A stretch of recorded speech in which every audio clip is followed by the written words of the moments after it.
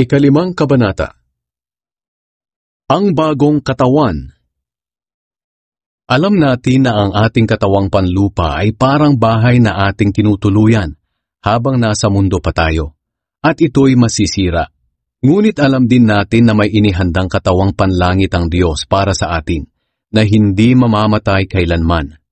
Ang katawang ito ay ginawa ng Diyos at hindi ng tao. Dumaraing tayo sa ngayon, dahil pinananabikan nating maisuot na ang katawang panlangit. At kapag nangyari ito, hindi matatagpo ang hubad ang ating kaluluwa.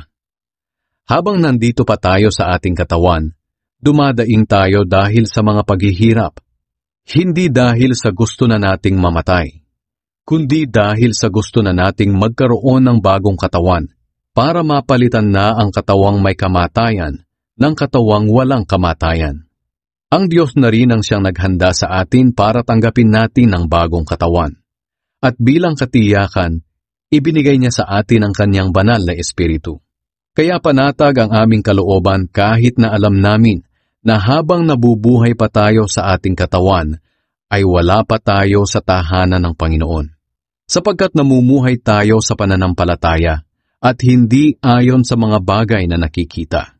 Hindi kami pinanghihinaan ng loob, kahit na mas gusto naming iwanan ang aming katawan at makapiling na ang Panginoon.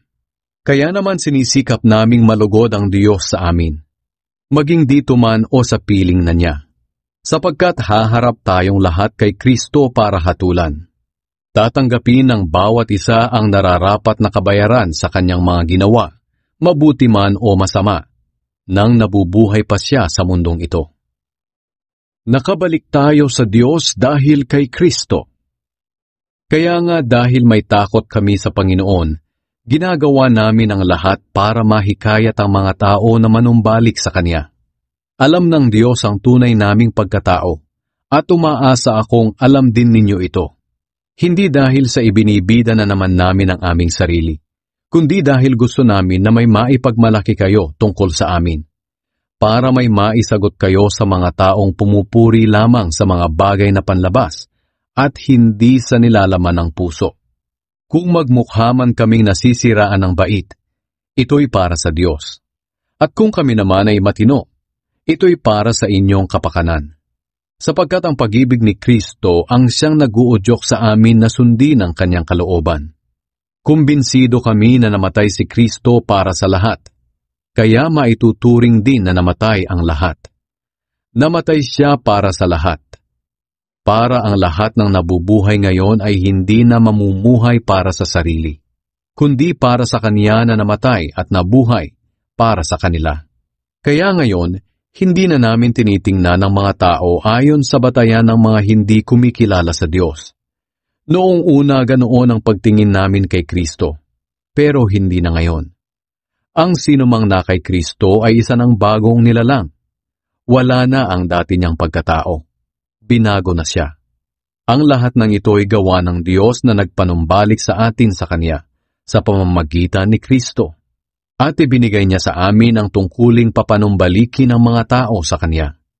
At ito nga ang aming ibinabalita. Pinapanumbalik ng Diyos ang mga tao sa Kanya sa pamamagitan ni Kristo. At hindi na ibinibilang na laban sa kanila ang kanilang mga kasalanan. At kami ang Kanyang pinagkatiwalaan na magpahayag ng mensaheng ito. Kaya nga mga sugo kami ni Kristo, at sa pamamagitan namin, nakikiusap ang Diyos sa inyo na manumbalik na kayo sa Kanya. Kailan may hindi nagkasala si Kristo, ngunit alang-alang sa atin, itinuring siyang makasalanan, para sa pamamagitan niya ay maituring tayong matuwid ng Diyos.